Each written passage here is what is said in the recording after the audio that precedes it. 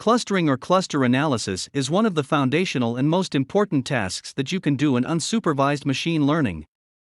The general idea is to take an entire collection of cases or observations and put them together. Now, the important thing to remember is these are not natural groupings, rather, these are groups of convenience. They're not the platonic real universals that cut nature on its joints. They're groups of cases that are similar to each other, but with a pragmatic goal. You group the cases to accomplish a specific purpose. And the real merit of the grouping is how well does it serve that purpose. You can think of this as a version of functionalism. And the question is, which cases can be treated in the same way depending on a specific purpose? Clustering serves really important purposes in a lot of different fields. To give you a few examples, in marketing, the idea here is that you make offers to people who are in similar categories. You give them the same kind of ads. You recommend the same products to them. It's extremely common in marketing. In medicine, you would use clustering to identify similar patients, or cases, or outbreaks, or even medications that can be used for similar kinds of diseases and disorders. In ecology and zoology, you can use it to identify species and ways of categorizing the environments that they live in. Although it's not formally used in law, the basic idea here is you're trying to argue that one case is similar to another. If you wanted to do a quantitative analysis, you could establish that, for this particular purpose, this case is in the same category as all of these others, and they go together, and they're different from these ones. That's what cluster analysis is about. Note that clusters are pragmatic groupings. They really serve a particular purpose for the analyst or the purpose using them.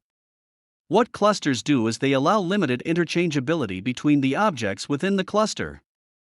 You want to hear these songs together. You're going to give the same ads to this group over here. These people get the same medical treatment.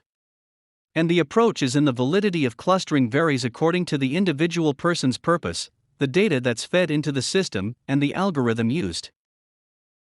The algorithm defines what it means to be similar, and it also defines how to measure distance, and what it means to be a cluster. There are many choices available. They fall into a few general categories. For instance, there are methods that measure the distance between points like Euclidean distance. There are others that measure distance from a centroid, others that look at the density of the data in the space, and others that use distributional models. If you have graph data, that is network data, there are other models too. Let's start by taking a quick look at distance algorithms.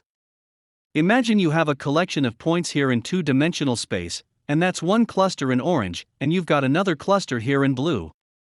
What you're going to do is you're going to measure the distance from every point to every other point.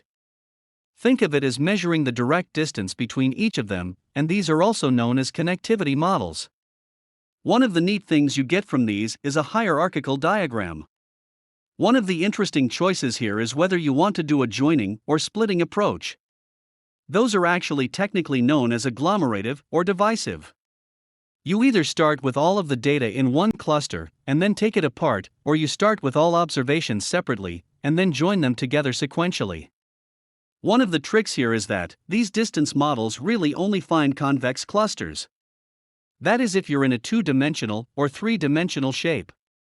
The other major limitation is that while the distance models are easy to describe, they're really slow for big data because you have to compute a big number of distances. The next most common methods are the centroid-based models. Imagine that you have a cluster of points here, and what we get with this diamond is a point that defines the mean in multi-dimensional space here. What it does then is it looks at the distance from every point in a group to that centroid. The center point here, the centroid, is defined by a mean vector, so it's the mean for that group on every variable that you have in the dimensional space. The most common version of this is what's called k-means, and that's where you simply define how many centroids you want to have, and then it figures out how far each point is from so many different centroids. Like the distance models, the centroid model finds convex clusters, but with an extra limitation. They're generally of similar size. The other major problem is you have to choose the value for k, the number of clusters that you want to have.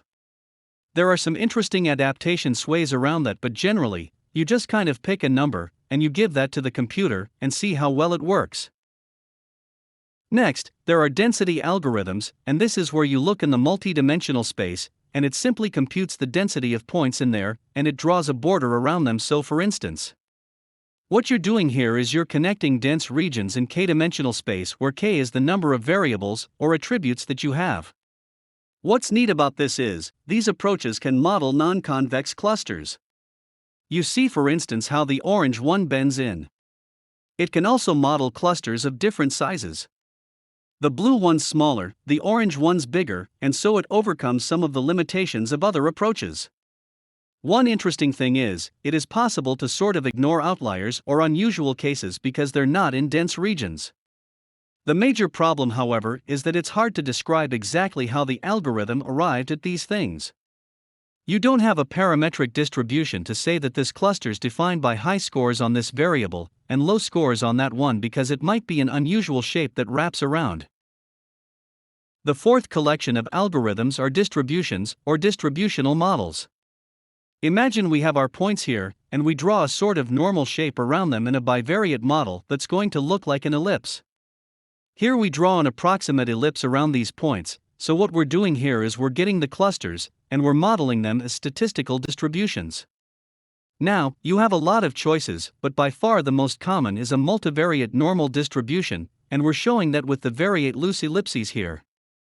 There's one major problem to the distributional approach is that it is prone to overfit. That is, if you give the computer free rein, it'll just add more and more dimensions until you end up with models that really only apply to the exact data that you currently have. Now, you can overcome that by telling it how many dimensions to work with, similar to the k-means, and tell it how many clusters. One advantage though is, it's good at capturing the correlations or interrelations between the attributes in your data, which none of the other approaches do specifically. On the other hand, it also is limited to convex clusters because that's the shape of our distributions. In summary, there are multiple definitions of clusters. There's definitions of what it means to be a cluster, how do they define distance, and how to define shape. While there are several categories of algorithms, each of them has different strengths and limitations. For instance, some only do convex shapes, some do equal-size clusters, some are difficult for large datasets, some are hard to describe parametrically.